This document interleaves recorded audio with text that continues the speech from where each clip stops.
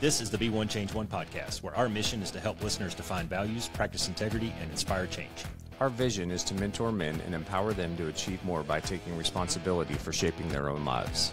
He's CAS, an evolving man who has been shaped by adversity and continues to grow through his imperfections. And he's Roscoe, an imperfect work in progress that tries to suck less every day. Between us, we have over 40 years of Air Force fighter pilot experience with countless hours as trainers, instructors, and mentors. Join us and learn to take responsibility for your own life as we dive into subjects from leadership to resilience to vulnerability. Be the one who changes their course. Be decisive, driven, and purposeful. Set the example for others. Lead. We wish we'd had this show when we were younger men. Be the one. All right, guys. Well, we're thrilled today on the Be One Change One podcast to have with us author Richard Fox. Richard is the winner of the 2017 Dragon Award for Best Military Science Fiction or Fantasy Novel.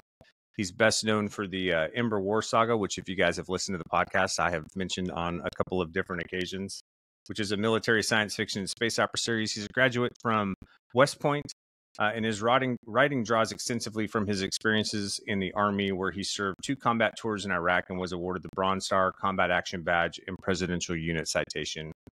He lives in Las Vegas with his incredible wife and 3 boys, amazing children bent on anarchy. So, and all I can think about when I read that... I can totally relate to that. Yeah. All I can think about when I read that, Richard, is... Texas Ranger running through his grandma's house in Talladega Nights, going, I don't know what it means, but I love it. So welcome. So just to start off, Richard, why don't you just give us a little bit of a background? I know you served in the Army intelligence. How long did you serve for? And how did that transition from the Army work for you moving into what I assume is your passion, writing? Okay. Yeah, I went to the United States Military Academy and graduated in 2001. And my class rank was such that I was got to go field artillery, and then was stationed at Fort Polk. And I'm just going to use the old base names. I don't know what the new ones are. That's fine. People keep talking about Fort Liberty. I'm like, where the hell is that? And it's like, so my class rank was such that I made the upper 9/10 of my class possible, and I never get a thank you for that. But anyway. So I went to field artillery basic, and then went to was assigned to the 2nd Armored Cavalry Regiment out of Fort Polk, and we were deployed to Iraq starting in, I think it was April 2003, might have been March. We were right behind 3rd ID and everybody, and so that first tour, I don't know if anyone else was there at the very beginning of the Iraq War. It was like, oh, we'll be home in 3 months. Oh, we'll be home by Christmas, and then it turned into 12 months. And then 12 months turned into 15 after Sadr and his merry band of idiots decided to have a little revolt in Iraq. And so we got to stay for 3 more months for that. Yeah. And at the time, I was an artillery officer, and artillery was doing mostly nothing in Iraq. Artillery had just become warm bodies. Nowadays, artillery is hot stuff because of Ukraine. But back in 2004, the prospects did not look good. And while I was there, I had... briefly been a company intelligence officer, because they're looking, what do we do with the FSO, the forward support officer? Like, make him intelligence. What does that mean? He'll figure it out. Go. So I got to just kind of figure out intelligence while I was a young lieutenant. So I was there, and I realized artillery, I'm not loving it. So I said, let me do a branch transfer. So I put the packet in. I got accepted to go be military intelligence. So, and then I went, came in, an MI officer, got my clearance and everything. And then deployed a second time to Iraq with 3101 as a battalion S2, and that was for another 15 months. But we knew it was 15 months going in, so that was slightly less painful. Yeah. So I did 15 months there, and while I was there, I was like, and I had an interesting kind of TDY where I was not doing Army things, but I was doing intel things. I was like, hey, I like doing intel things, not the Army way. So let me get out of the Army. And I had made a mistake of signing the, back then there was something called the Captain's Retention Bonus, where they said, hey, captains keep getting out. We need to give them money or whatever they want to stay in. And I had signed a contract to go to language school and then realized, I don't like this. And the Army was like, no, you still need to go to language school. So they sent me to DLI to learn French. And then after that, they sent me to Korea, where not a lot of French was spoken. So, yeah, I think anyone who's been in the military... That makes sense. That sounds... That 100% checks with Army logic, though. Yeah, absolutely. So then I was a brigadist too in the Republic of Korea for a little over a year. And then I got out of the Army after it was just about 10 years of active service. And then... I spent... Go ahead. I was just going to say I spent a year in Korea at Kunsan, so I know that place well, and I burned more than enough dinosaurs out of the back of an F-16 over Sadr City during my time in Iraq, so familiar. Yeah. Well, I was a 3101 Rakkasan ALO, so I've got some... There you go, Roscoe. Got some connections, too. All right. Yeah. But so I was a brigadist too, and I had been married, and I was like, I don't want to be in the Army anymore because I actually want to be married and spend time with my wife. And because that time period from about 2003 to 2011, if you were in the Army, you were either deployed, getting ready to be deployed, or you've got your 3 weeks off from between deployments. So like, okay, I've been in for 10 years. I don't want this to be a career. Let me be a husband and father, so let me get out. And then from there, I parlayed my clearance into a job with JIDO, the Joint IED Defeat Organization. It's gone now. I don't know what they call it now, but it was just what it sounds like. They look at IEDs, they figure out how they go boom and how we stop it from going boom. And that was in Western Virginia. And while I was there, I came across a blog from a guy who had had a lot of success as an independent author, and I read that and I'm like, well, I've written a movie script before, so I could probably write full length novels and just use this guy's format of being an independent author that sells on Amazon by and large. So I saw this like, oh, this kind of works, and then I had a brief period where I had to, the job I was in, the contract ended, so I got on a 6-month hitch back in Korea as an active duty reservist, and that was a nightmare. And then came back, got another job working IEDs in Sierra Vista, Arizona, back at Huachuca. And while I was there, I had a lot of time to work on my writing. And from there, I was like, oh, hey, I can write books that actually sell. So I tried to write some thriller novels, which were largely based on what I'd gone through in Iraq. Didn't sell well. And then, thankfully, a mentor of mine said, maybe you want to try writing something else. And I thought, well, I've loved Star Wars since before I could walk. Maybe I should try a military space opera. And that turned into the Ember War. And really, the Ember War, that was the 4th or 5th book I'd written. And I thought, okay, if this book tanks, I'm done being a writer. It's just give me something I tried once and it didn't work out. But lucky for me, audiences really liked the Ember War. Yeah. So like, oh, okay. And I just kept writing them. People kept reading them and kept buying them. And I'm like, oh, well, this keeps paying my bills, so I'll just keep doing it. Yeah. And so I've been writing full time for almost 10 years now. I much prefer it over being in the Army, just because I get to just sit at my desk and make stuff up. And I keep my own hours, and it's a lot more fun than riding convoys up and down Route Irish in the middle of summer. So yeah, it's 109 degrees here in Las Vegas most days. And every time I walk outside, I'm like, oh, at least I don't have 70 pounds of shit on me right now. Yeah, no doubt. It's not much of an upgrade, but it's not bad. Yeah, that's good. So but you mentioned how I go ahead. No, go ahead. But as for how I, transitioned into being a writer, what happened was I was home on leave and I was watching the History Channel with my brother, and there was something about the Red Baron come up. And he looks at me and says, there's never been a movie about the Red Baron. I'm like, well, we should write one. And so I ended up doing all the research about the Red Baron and learn how to write scripts. And it turned out there had been a couple of Red Baron movies. They were all awful, but just that process of, let me try to be creative. And then while I was researching the Red Baron, like, he had really severe PTSD during the course of his life. I'm like, hey, I know what that's like. I know all kinds of people who have to go through that. So like, okay. So now there's a hook that I could kind of, identify with that character and make him a little bit more relatable to the audience. Because a lot of times people hear, oh, the Red Baron, that bad guy. He was just on the other side. It doesn't make him a bad guy. But so I'd written that script, and I'm like, okay, so like, I know how to, and it had got some good feedback and done well in some contests. I was like, okay, I'm getting all this positive reinforcement that I know how to write and people like what I write. So let me go back to that again. And so then I let me try to write something about the Iraq War. Didn't work out too well. People didn't realize, they didn't resonate with enough audiences. But then it was like, okay, look, I still know how to write and write fast enough. Let me try a military space opera. And then I got the Ember War.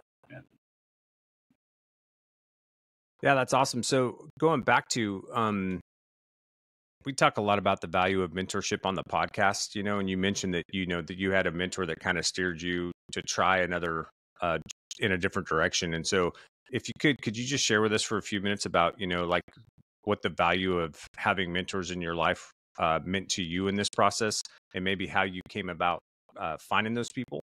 And then also like just a little bit about the adversity. I mean, I would imagine there was like a fair amount of adversity and resiliency that you had to go through too, right? When you start writing books and at first you're not getting kind of the response that you want. And then to go back to pen to paper, and try to go through that process again and have hope that this one's going to work, and then continuing to make those shifts. I mean, it's a great story because like you said, you had written 4 or 5 books before you got to the Ember War, and you were like, if this one doesn't work, then I'm done. Right. But then it took off. So can you just explain that a little bit for the listeners?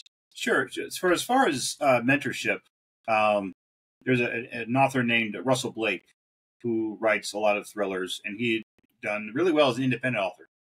And when I was researching how to be an independent author, I came across him, found him on Facebook.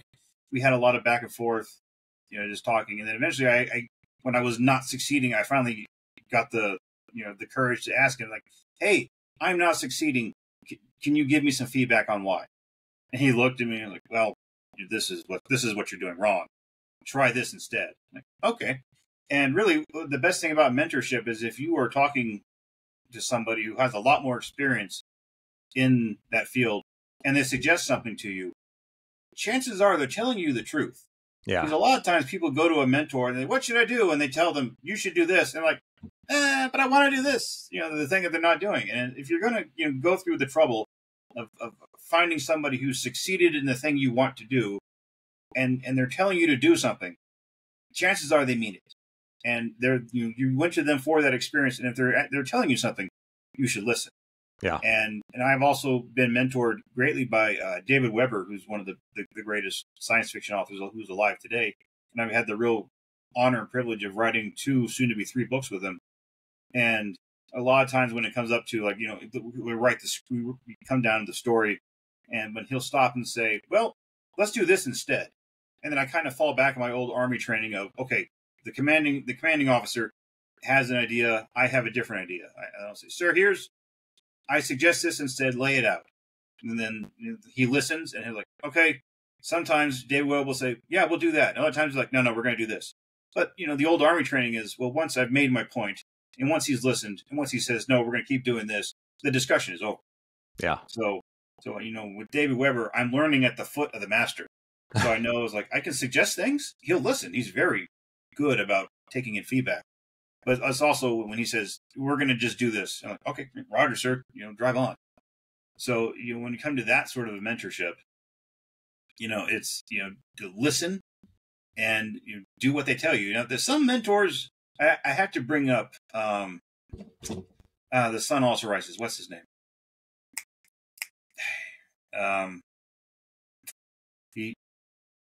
Darn it. Very famous early 20th century writer. Hemingway. There we go. Hemingway was a notorious troll when it came to get his advice. Like, he would tell people, oh, you need to write at a standing desk. There's no picture of him ever working at a standing desk. And he would say things like, oh, once you write a script or a manuscript, put it in a drawer for 2 years and then come back to it. He never did that. So He was just really kind of sick of people hassling him for writing advice. He would just give out awful advice so people would stop asking him. But those kind of people are few and far between. So by and large, if you find a mentor and they're going to give you the feedback, that you should listen. And then also think when it comes to finding a mentor, if you can display that you've already done the work into the thing you're interested in, that's huge. Because I will get people who are like, oh, I want to be a writer too, and I such and such and such, and they're like, well, what have you written? Nothing yet. Okay, But if somebody comes along and says, I've written 3 books already, I haven't had any success. What do you think? Well, okay, now I have something to look at. I critique. So Sure. if you're looking for a mentor, put the work in already, and then go to the mentor, and that's a huge, kind of green flag to any mentor out there who's like, aha, this guy knows what this guy cares. This guy wants it. This guy will probably listen. So that's another kind of big thing, is to put in the work before you go looking for the mentor. And I hate to say like that old proverb of when the student is ready, the mentor will appear, does kind of happen sometimes. Yeah. It happened to me. Well, I have a question for you, dude. And I'll try to tie a couple of things that you said. I want to go back to a previous discussion where you're talking about separating from the military, and you'd gotten married and it was time to move on. How scary was that? Did you have something lined up, or was that one of those life altering kind of decisions? And then I wanted to tie that back into when you were talking about the mentorship, and you said, when somebody's been successful in the area that you're in, you should probably listen to them. Okay. Roscoe, And I would push back just a little bit, and I would say, as long as that aligns with what you're trying to do. And that's where I wanted to get to kind of the root question here is, why did you start writing in the first place? And did those two things align on either end, kind of like bookends? When you got out of the military, did you have an idea that you were going to be a professional writer? And then when you found the mentor and he said you need to change lanes, did that align with what where you thought you were going? Okay. I'm sorry, you cut out for a little bit. So I got the beginning and got the end there. Oh, God. And everybody in the world is going to miss the brilliance that I just said. Yeah, I can't remember it. So I tell you what, it's like that Tenacious D song. Like, this is not the best song in the world. This is just a tribute to the best song in the world. So now, man, you were talking about mentorship and how you should listen to your mentors if they've been successful in that field. And I would say that's true as long as that aligns with where you want to go. Right. And Right. Your Hemingway example is a good one, right? I'm not going to throw my manuscript in the drawer for 2 years because I'm not going to do that. Right. I'm more motivated and driven, and I want to get this shit done. And the other end of that is when you got out of the military and you had just gotten married, that transition, did you know that you wanted to be a professional writer full time? And that kind of brings me to the point in the middle of when you did start writing. Why did you start writing? Was it for the money? Was it for the fame? Was it because you wanted to tell a story? Was it fun? And then when you met the mentor, did those 3 things align up? Okay. When getting out, I did not have the best of plans. I had a security clearance. I had a lot of stored up leave, and I had a fair amount of cash. And it took I did not have a job lined up when I went on terminal leave. And for everyone who's out there, this is a bad idea. My wife was not happy with me. This was a huge misstep on my part of doing that. So if I could go back and wait a little bit longer until I actually had the job lined up before getting out, I would have, but I did not. So you're saying that planning is important. Okay. Yeah, they're definitely having the plan there. But at that time during the war, if you had a security clearance and a pulse, there was a job for you out there. So it just took a little while of circulating the resume before somebody said, aha, he's in the database and he's alive. You want to come to Virginia and make money? I'm like, yeah, I'll go to Virginia and make money. Okay. So that first job I had when I first got out was like, I really need money or my wife is going to be really mad at me. And then I tried the whole, I don't know if they're still out there, but there were people who would, recruit former officers who graduated from certain places to get them jobs. Didn't work for me because I had a degree in military history, which did not parlay well into the job field. Great from writing military science fiction. So I don't know. It took me a while to link those two together. So I did not have the best of jobs or best of plans when I first got out. And as for the writing originally was, well, let me do this with my brother and see what I could do. And I really kind of enjoyed the creative process. And when I was in college, and I was at West Point. I was in something called the Theater Actors Guild, or excuse me, yeah, the Theater Actors Tag. Anyway, where we put on shows and hosted traveling shows that came to West Point, and I was kind of enjoyed that. That was always kind of fun. And then as also for the writing, I found it really rather therapeutic writing about the Red Baron, who had gone through so much. He had gotten shot in the head, and he had some really severe PTSD, and he managed to keep going despite all the problems he had. So, like, let me kind of glom onto this character. Like, you know what, writing about this, really helped me after my deployments. And then it ended up being, kind of fun to sit there and make stuff up after a while. And so I didn't have a plan to be a writer. It just ended up being something that kind of worked out and was fun.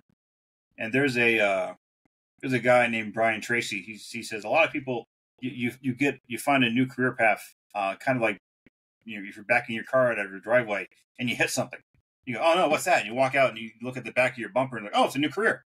And it was kind of like me. Well, let me try writing something. And like, oh, what's this? Oh, I'm making more writing than I am at my day job. It's about to end. Well, let me make that transition. When it's especially when you get to the point where like, this side project that I really enjoy makes more than the job where I have to go to sit at a cubicle. It's like, yeah. Let me see if I can keep going. Makes it an easy choice, right?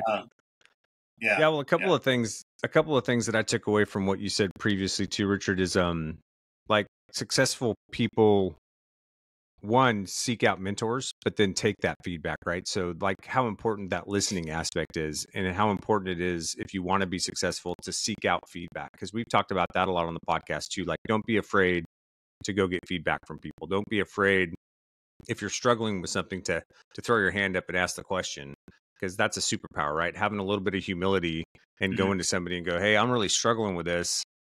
Can you kind of show me how you did what you did to get to where you're at?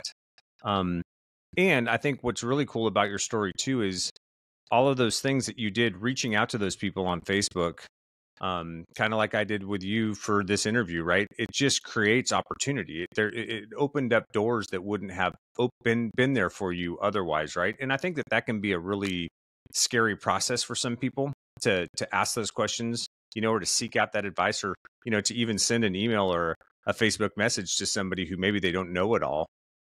That can be, scary for some folks and prevent them from moving into that. But like we talk about a lot on the podcast, at some point you got to get out of your comfort zone. If you're going to grow, if you're going to move down that road to achieve those things that you want to achieve, you got to get in the arena, right? The man in the arena. I don't know if you're familiar with that Teddy Roosevelt quote, but Teddy Roosevelt.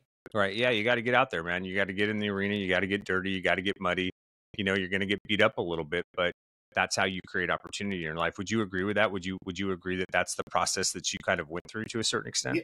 You do have to have the courage. And with David Weber, I was at a writers conference and I knew he was there. And I've been reading David Weber's book since I was 18 and just, when he shows up. And, during the course of the convention, we got to talking and he's like, oh, you've written this, that, and the other thing. And then, towards the last night of the conference, I went to go talk to him and said, just to ask him to be a mentor. Like you just answer the occasional questions like, I got to do this about my career, blah, blah, blah. And he said, hey, you want to write with me? I'm like, oh, okay. This worked out better than I anticipated. So, it took being able to go and say, hey, I want your advice. And, when someone, I guess he saw that and knew I had success in writing and knew, hey, he could do this with me. And so we've written 2 books already. The third one's coming. And it's interesting to watch him work. It's when real creative people start talking and start, bouncing ideas off people. I see how he works and how he solves problems. I'm like, write that down. Okay. Yeah. It's right. David Weber. He knows what he's doing. He's the master of space combat. So it's brilliant to work with him. And even also I've had 2 series picked up by Bain, one of his publishers. And I had to go to the main editor and said, hey, Tony, here's me. Here's what I've done. Here's some ideas I have that I think would work that Bain would publish. And she said, send me 5. sent 5. She said, we'll take 2. Okay. So now I've got, those series going on. And it does take courage. And then a lot of times, if the worst they can say, a mentor can say, is no. Right. And a lot of times that no will be, not yet. Here's what you need to do. And you take that advice and then run with it and then come back. And because there's people out there, if once you've got a degree of success and you've got the chance to share it, I don't know any like overly successful person who's like, no, I don't want to tell anyone anything.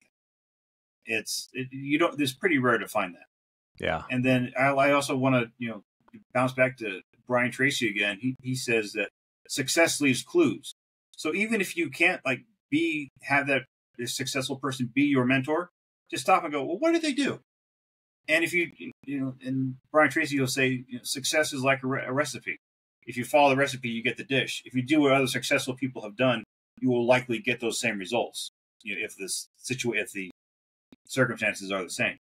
Yeah. So it's maybe like, man, that one guy I really would love died 10 years ago. But what did he do to be so successful? If you can find that, I could do that too. That can work. But there's a lot that's glossed over in there. There's a lot of nuance that, you summed up in one very easy, succinct sentence.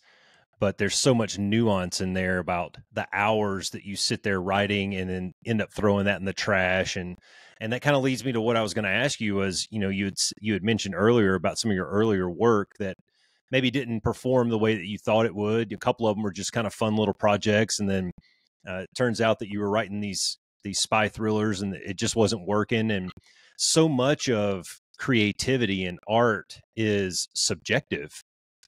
And then when you pour your heart and soul into something and it gets rejected, how do you deal with that? How do you measure that in your mind and go, okay, well, I was very proud of this, but clearly it's not meeting the expectations of the public or whomever I'm trying to put this out to. How do you deal with that? Well, if I wrote something that I'm happy with, I'm happy with. But I also have bills. So, and I am a military historian, I would love to just write 800-page books about Napoleon's marshals. And I could spend a decade writing that and sell 50 copies and starve. So it's also, so I know there's some things I know out there would be very pleasing for me, but I also have to write things that please the audience who pay my bills. And I love my readers. They're really great. They're and so I was like, what can I do that I want to write and the readers like? So there has to be, you have to find the way that something that's for both. Because if you try to do balance, just what you think an audience writes, you're not going to have any passion for it, and the readers are going to pick up on that, and they're not going to like it. And if I want to write just the crazy niche little things I want to write, maybe 5 people will really love it, but then the bank comes for the house. So you have to find that kind of middle ground of here's what I like, here's what they like, and keep going with that. That's a great takeaway for our listeners. And we've talked about before on here with different people in betwixt ourselves about turning passion into profit, and finding your passion. And if you find that passion, then it doesn't even really feel like work. But at the same time, you kind of have to balance that with what's the market doing right now. And if your passion is, I don't know, painting gophers on the side of overpasses, you're probably not going to make a great living doing that. So, no. I think it's key for people to try new things and keep expanding and keep testing that creativity bone that you have. But at the same time, kind of lean into it a little bit, and if people want to hear country music, then damn it, learn a couple of country music songs on your guitar. Don't go in there playing ZZ Top because they didn't come for that. Mm-hmm.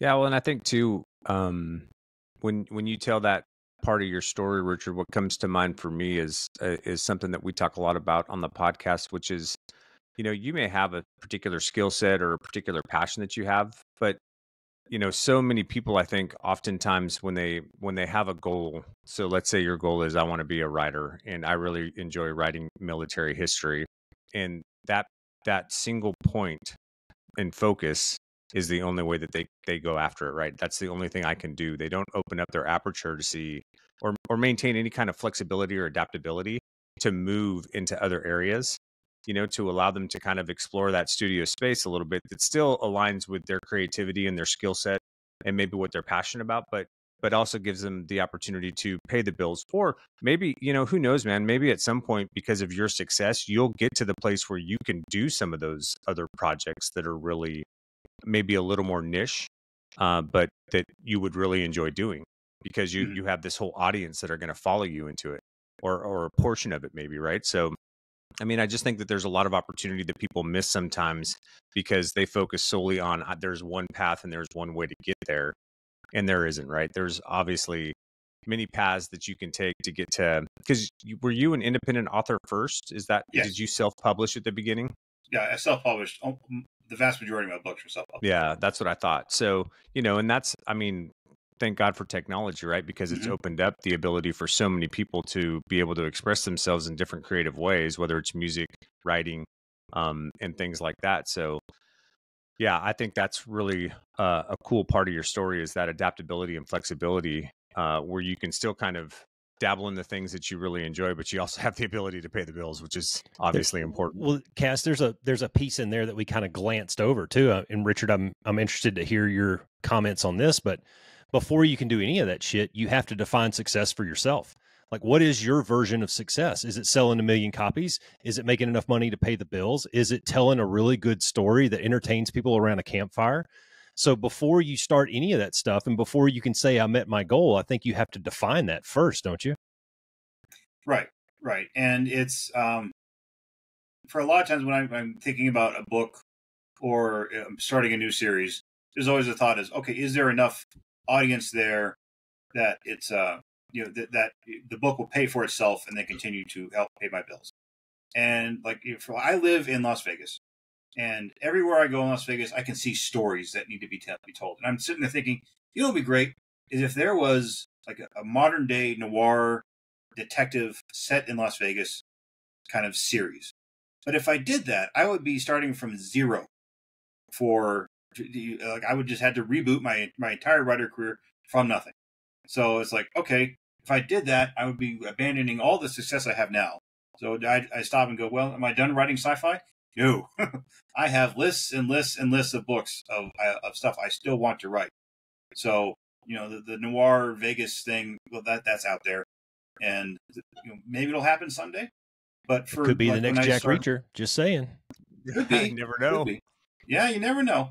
But it's also it could be Jim Bleacher. I'm just, we're just spitballing ideas here while we're brainstorming. Let's throw it out there.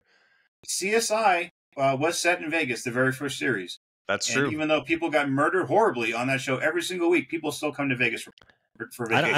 I don't think I could write about semen that much though in my book, because in CSI there's semen everywhere. Everywhere. There's semen on the toothbrush. It must mean something. Whatever. Have we checked underneath the stove for semen yet? It's like, what the heck? Oh, look, the toaster. It has semen in it. Yeah.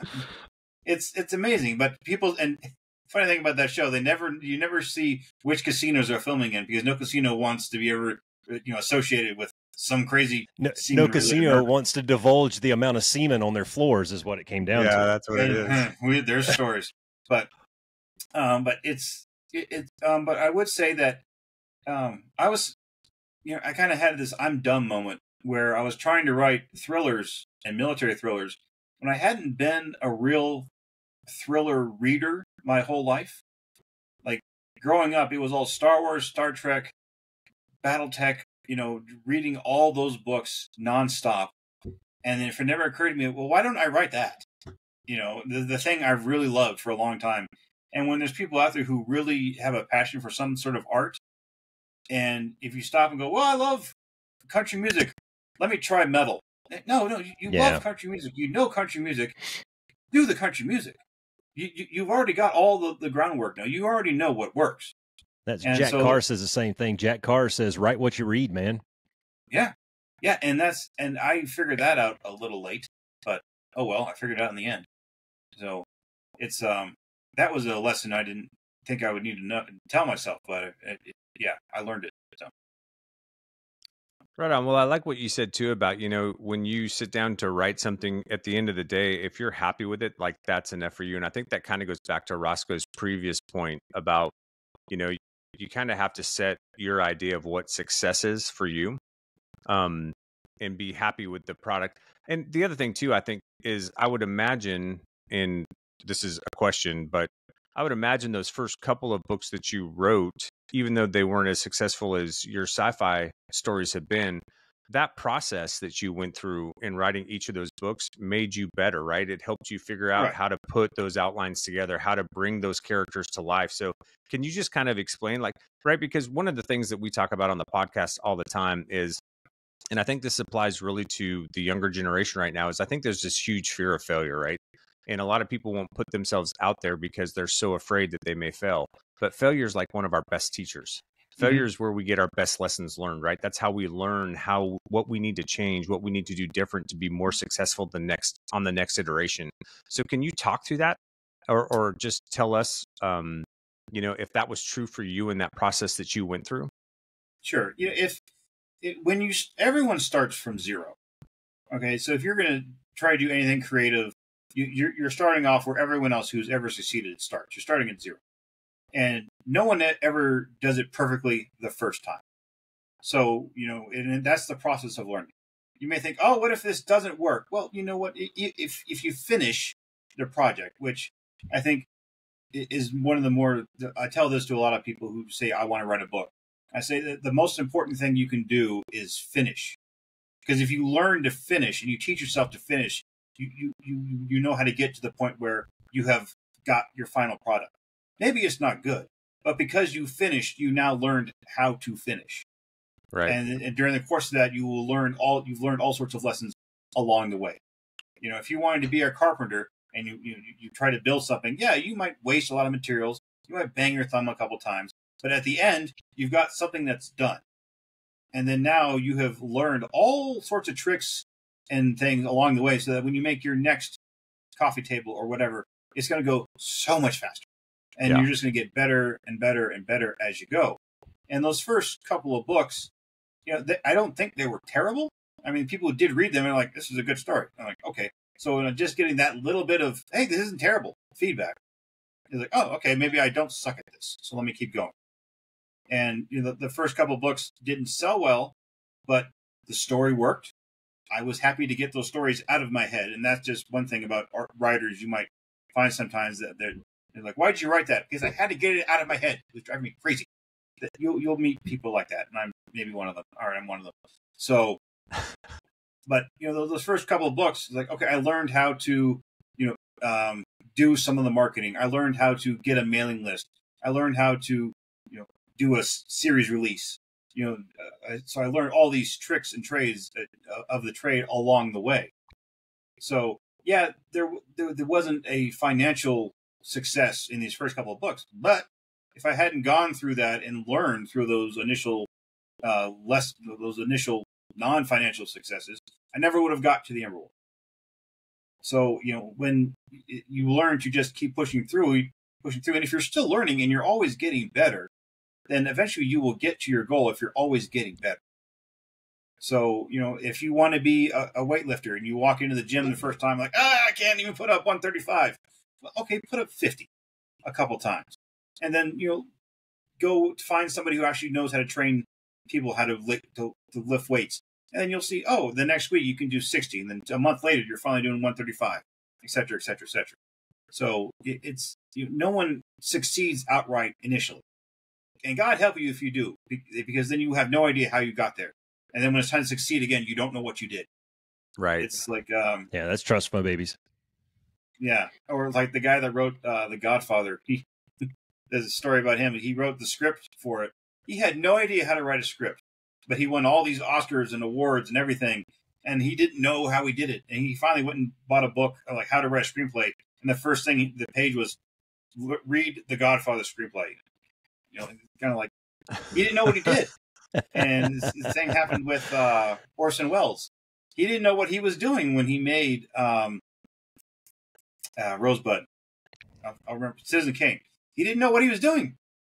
but he was just brilliant at it. And then for the rest of his career, he's like, I'll figure it out again. And so, initials not having success right away is probably helping, because then you learn. That's a really good discussion on getting started, and kind of what we talk about is just, hey man, you can't drive a parked car. You got to start driving it at some point, and you kind of figure it out as you go. I don't recommend that people who don't know how to drive get behind the wheel of a car necessarily without some training, but the metaphor remains. A equally important question, I think, is how do you know when it's good enough? We had a whole episode where we talked about good enough being good enough, and you've been working on this thing for 6 months, a year, 18 months, 2 years, however long you've been working on this project, and eventually you have to release it into the wild. Now, you can sit here and you can keep tweaking on it, but how much better are you going to make it, and where do you draw that line? Yeah, it's for me, I know when a story is good enough when it's finally out of my head and I'm not thinking about it all the time. Because I know if I've got a manuscript and I'm not thinking about a problem, then I can look at it and go, oh, there's no more problems in here. Okay, let me have it sent out for editing and then push it out. So that's when I know it's good enough. And when we were in the Army, we always talk about the 80% solution. If it's good enough to get you a B-, it's good enough to go. So when it comes to the writing, I always make sure it's well edited, formatted correctly. But sometimes I'll look at a story and go, I could have changed that. But I know that if I try to just, fix it and make it perfect, it will never happen. So, and George Lucas, he said, films are never finished. They just escape. And for writing my books, the book is never perfect, but it's good enough for people to enjoy. So, and I know that if I ever try to I'm just going to make this book absolutely perfect, it will never be done. Yeah. I'll end up rewriting it 5 different times, and then it will never come out. And that doesn't help anybody. So I go for the 80% solution, maybe 85 for my books, and get them out there and get. Yeah, that's what we talk about. That's what we talk about on here is, stop seeking perfection and just go for excellence. Yeah. If you try to make 100 on every test, but you make a 96, that's still pretty damn good. Yeah. Perfection's a fallacy, and it can destroy you in a process too if you let it take hold. So it's definitely something to steer away from. There's no doubt about that. So as far as when you were first getting started, or even now, how do you deal with? So we talk a lot about defining personal value systems on this podcast too, just the importance of understanding your personal values, and because allowing when you understand your personal values, you can make really good choices around things, right? When you understand how you want to approach it, relationships, whatever the case may be. So in that process for you, when you were going through that, because you had mentioned that, when you finish something, as long as you're happy with it, that's good enough for you. And I would imagine that ties back to some portion of your own personal value system.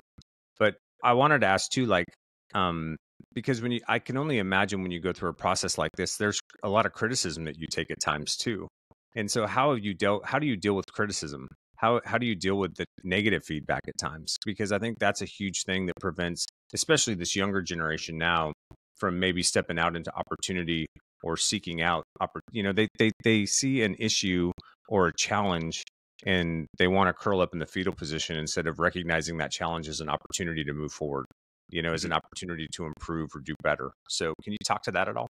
Sure. It's, I when I get criticism, if I get a 1 or 2 star review on a book, and then I'll stop and I'll read it, and I'll well, do they have a point?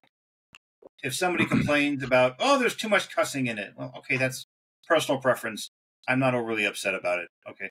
But if somebody says, hey, these storylines don't add up, or there is all kinds of typos, it's oh, hold on. Okay, that's legitimate. So let me go back and fix that. So, if every time I get criticism, I stop and say, well, is it valid? And if it's somebody who's I once got a scathing review because I had the Chinese as the bad guys in the Ember War. Oh, yeah. And I'm just sitting there going who else is it going to be? It's set in the future. Well, it's not going to be Togo. The United States is not going to be worried about the Guyana alliance for wherever. You have to have a reasonable sort of bad guy or a antagonist here.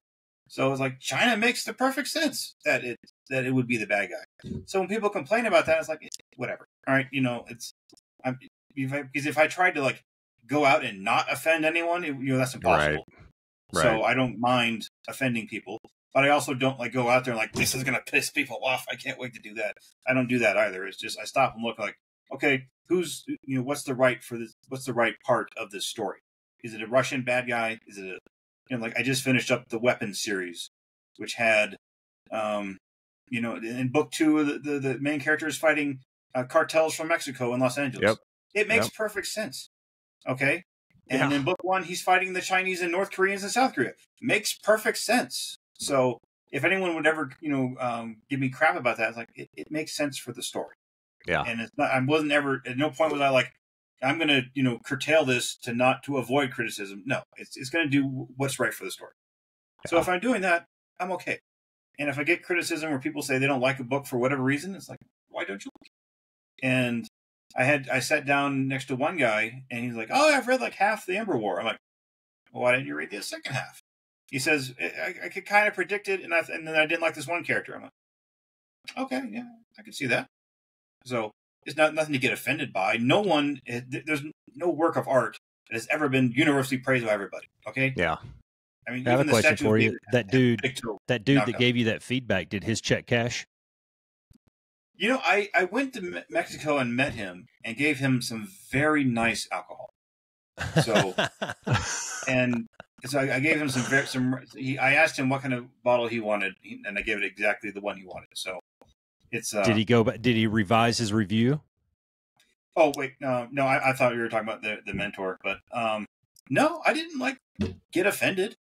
I didn't, you get to say, well, you should finish it. No, it's kind of like, okay, I see your criticism. And then, if you ever, if that's your response to criticism of, well, is it valid? And if it's not, then ignore it. And if it is, internalize it and make the next thing better. So if you have that kind of an outlook on things, you'll be all right. Because there's, like when I was in Iraq, there was the Iraqis had a saying of, the dog barks, but the caravan keeps going. So sometimes it's just barking dogs and you got to keep going. Yeah. So, and identifying who are the dogs that are barking or not is a key thing.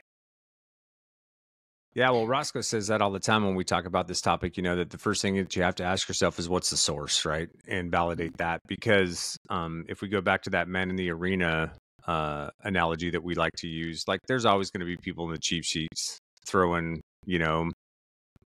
rocks and spears and, saying, well, you can't do this. You're not good enough to do this. And if you listen to that, man, it's going to prevent you from moving forward. And the people in the cheap seats don't matter anyways, right? It's the people that matter are the ones that are actually in the arena with you, that are doing the work. Those are the people, like the mentors that you set out. Those are the people whose opinions matter, and that you really listen to. So I think I just wanted to ask you that question because I think it's really important for people to be able to kind of separate the chaff from the wheat, the noise from what's good, what's right, what's wrong, and then make good decisions and move forward from there. But I also like what you said about, sometimes it's valid and you need to take that and accept it, and apply it and then move forward because it's just going to make you better. Well, the key there, the CAS is just because they're in the cheap seats doesn't mean they're wrong.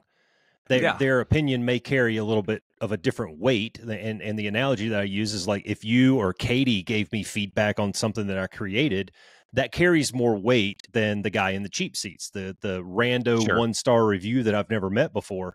That doesn't mean that he's wrong. And I owe it.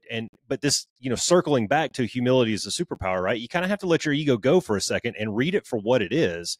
Read that comment, read that feedback and go, man, this really sucks. And it's hard to take that sometimes, but at the same time, shit, my product would be a lot better if I took this dude's advice. Maybe it does have too many typos and I need to go fix that shit, because especially Richard, if you're in the game like you are and you're trying to pay your bills, I mean, this is management of your business at some point, right? This is making those small tweaks that make your business better. Mm-hmm. And my always worry is that I'm going to put a book out and my core audience is going to be like, we hate it. And every time I write a book, I get to the point where I'm like, they're going to hate it. I'm always on the verge of convincing myself they're going to hate it. But I'm like, no, it hasn't happened yet. We just push on through that and get to the end there. And my audience, I see what makes them happy, and I see when they're overly enthused about something. So it's like, okay, I know what they like, and so it's important to give the audience what they like. Imagine that. And it's like with Star Wars. That Star Wars has been largely crap for many years, and it's the guys that the core audience, people like me and a bunch of other talking heads on YouTube, who are like, this isn't good, you need to fix it. And meanwhile, Disney's just like, we're gonna put in lesbians. And no one was asking for space lesbians in Star Wars, okay? But we got them in the Acolyte, and the Acolyte is like the worst Star Wars product ever. So, sometimes if enough of the cheap seats are going, it's garbage. At some point, you're like, well, why are they saying that? But it's like Star Wars would really help if they would just listen to the people who, the actual audience, instead of Twitter or whatever it is Leslie hasn't listens to. But yeah. Well, whoever read the Ember War series and was upset that the Chinese were the bad guy, they were only the bad guy for like the first 30 pages, and then and all the pilots that lived were awesome. So it's like I don't get that criticism. I had somebody get upset because one of the bad guy races was called the Vishwakoth, and like, they sound Indian, you can't do that. I'm like, what the hell, man? Like, how do I win with you? Okay, just Well, this is fiction, and I can do whatever the hell I want. That's right.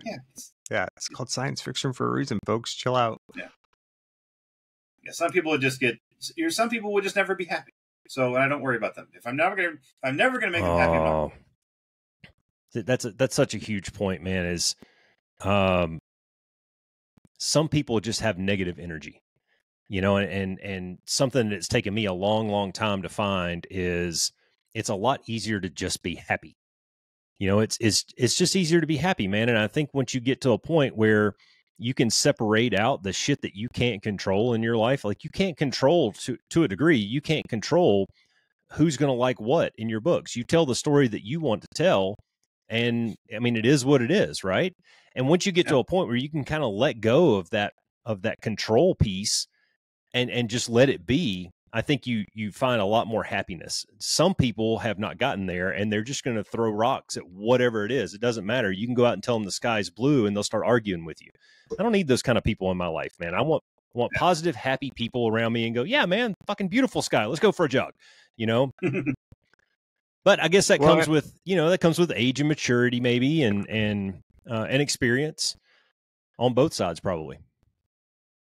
Yeah, well, and to your point, Roscoe, I think one thing that is evident from, the way that Richard has gone about what he's done in his transition over to writing was you started to surround yourself with people that could support you and help you in that, right? We talk all the time about, the 5 closest people to you, and, make sure, especially as you start to develop and grow as an individual or a man, you may find that there's people in your life that just aren't on the same path you are anymore. And they may not be supporting you in the direction that you want to go. And so that's why it's so important to seek out those mentors, to build those relationships and seek out those friendships that can really help build that core group around you that can support you going forward for whatever it is that you're trying to go after. Yeah, your reference group, it definitely is a big indicator of your success. And when I first started, there were a bunch of other writers who had kind of got caught up in the Kindle wave of like, wow, you can write almost anything and have success. Well, then as the market got tougher and tougher, a lot of these authors just started dropping out just because they didn't have that same success as before. It's like, well, I have to keep moving on. And, you're not writing anymore? Well, best of luck to you. Let me know when you come back. Yeah. It's also like, okay, well, who's still succeeding here? And I'm lucky that there's a guy named Jeff Cheney who lives here in Vegas, and he and I will occasionally get together, and he's a lot better in some parts of marketing and writing than I am. So I'll just stop and, it's like, let me buy you lunch and ask you questions. So it's good to have those kind of people around who, it's like, okay, I know, we're in the same group here. You're having a lot more success than I am. What are you doing differently than I am? Yeah. And if you buy someone tacos, a lot of times they'll tell you.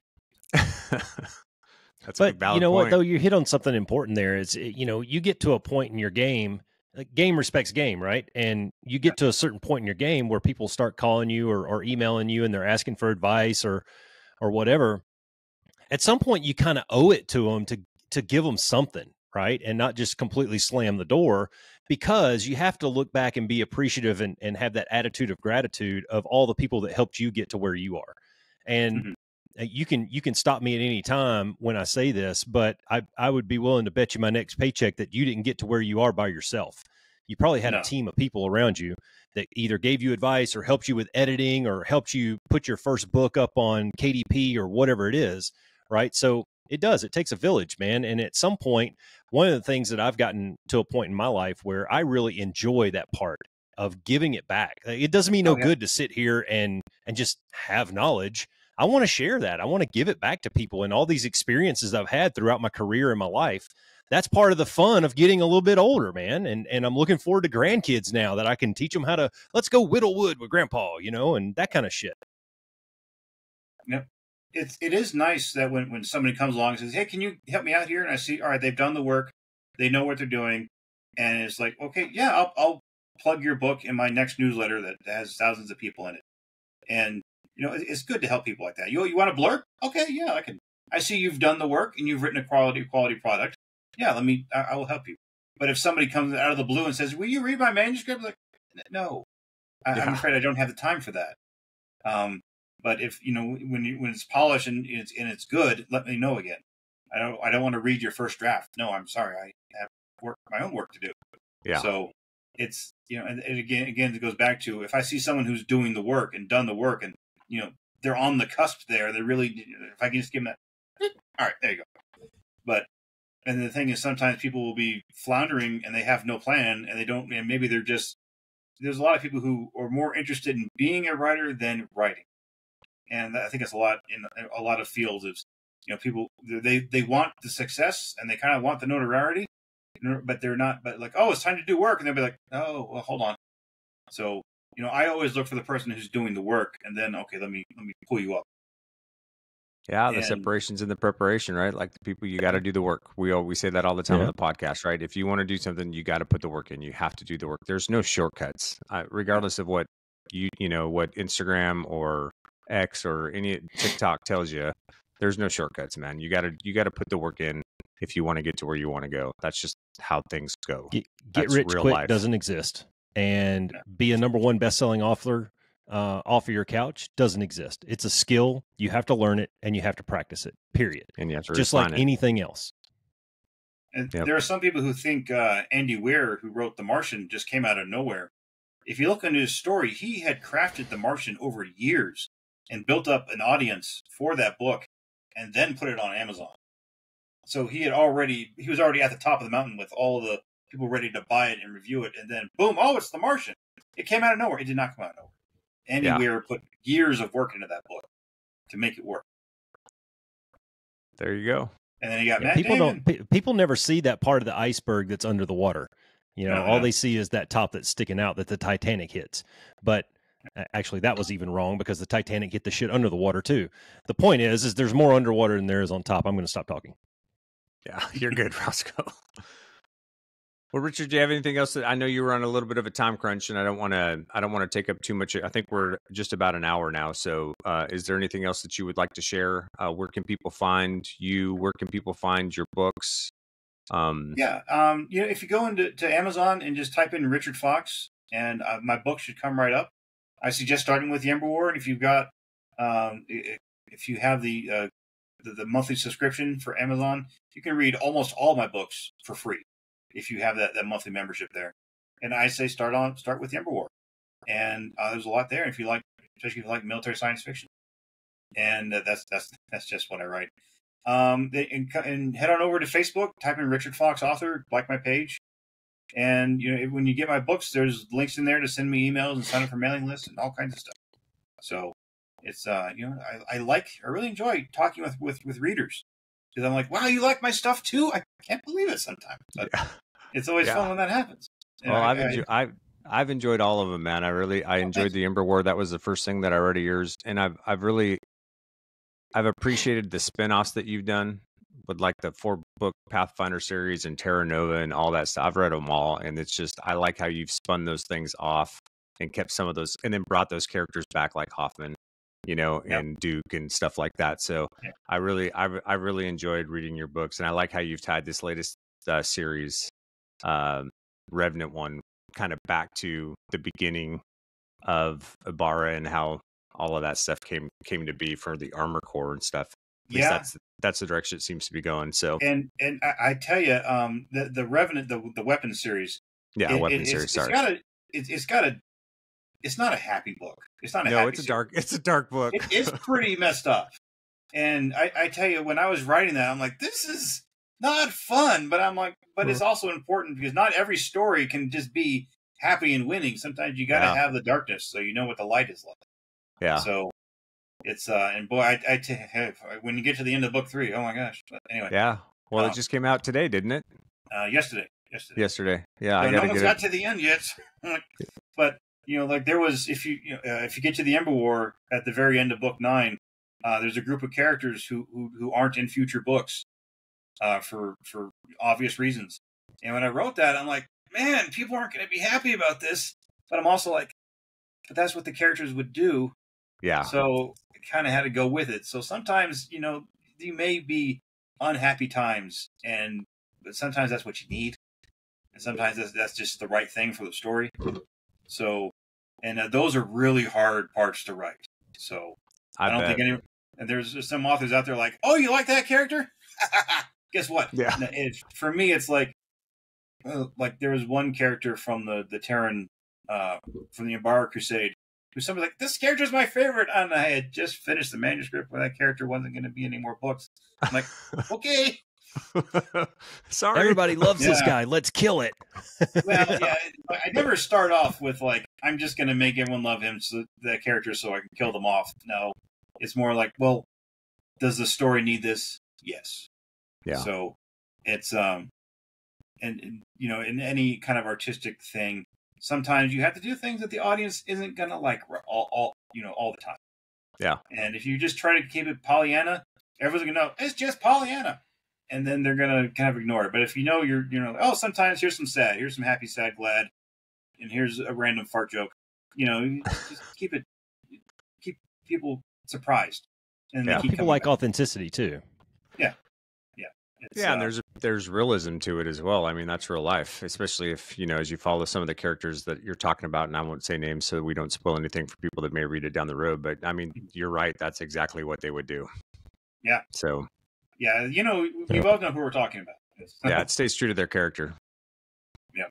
So. Yeah, and I tell you, and making that harder decision ended up making the follow-on series that much stronger, which really surprised me. I'm like, oh, that makes perfect sense that it would do. And then all of a sudden, because I don't want to say courage, but I had the will to tell the hard part of the story, and that ended up paying off so much more in future books. Yeah. So, that's a valuable lesson right there, man. Thanks for having me on. It was really great getting to talk to you both. Yeah. And, thanks for sharing your story with us. We appreciate it. Thank you. Yeah, man, when we started this a little over a year ago, our mission was to change one life. And it's clear just talking to you for an hour, man, that you're out there actively doing that. So we love to interview people who are making a difference, making an impact, changing lives. And the more and more we interview, the more and more we find that the ingredients are all the same. The details may change here or there, but the processes and the end products are all the same, man. You're putting in the work, you're doing the time, you're pivoting as necessary, you're asking for the right help at the right times, you're taking constructive feedback, all the shit that we talk about of putting in, like you said, that recipe for success, man. That all goes in there, man. A little dash of mentorship, a little dash of pay the fuck attention to your critics, a little dash of put in the damn work, get your 10,000 reps, all that stuff. So it was really good to meet you, man. Really good to talk to you. And hopefully we'll get to have you back sometime where we can talk about the creative process and how many psychedelics you do to come up with these effed up characters and all that kind of stuff. Those are mostly legal, but anyway. Okay. Yeah, right? Vegas, man. What happens in Vegas stays in Vegas. Yeah. All right. Thanks, Richard. We appreciate it. All right. Thank you. All right, Cass, what else you got, man? That's all I got. Be the change. All right. Be the one. Thanks for flying with the Be One Change One podcast. If you got something out of this show, then be the one and share it in your circles of influence. You can be our wingman through our website at www.be1change1.com. That's B and the number 1, change and the number 1.com. We invite you to be the one and join our fighter squadron on social media at Be1Change1 on Facebook, YouTube, and Twitter. You can follow us at Paul Roscoe White on Facebook, Instagram, and LinkedIn, as well as Roscoe's website, www.paulroscoewhite.com. You can email us from the website and please leave comments, share, and ask questions, or leave ideas of things you would like to discuss on future podcasts. Most importantly, be the one that helps us win the algorithm by leaving a review on whatever platform you're listening on. Thanks for joining. Until next time, be the one.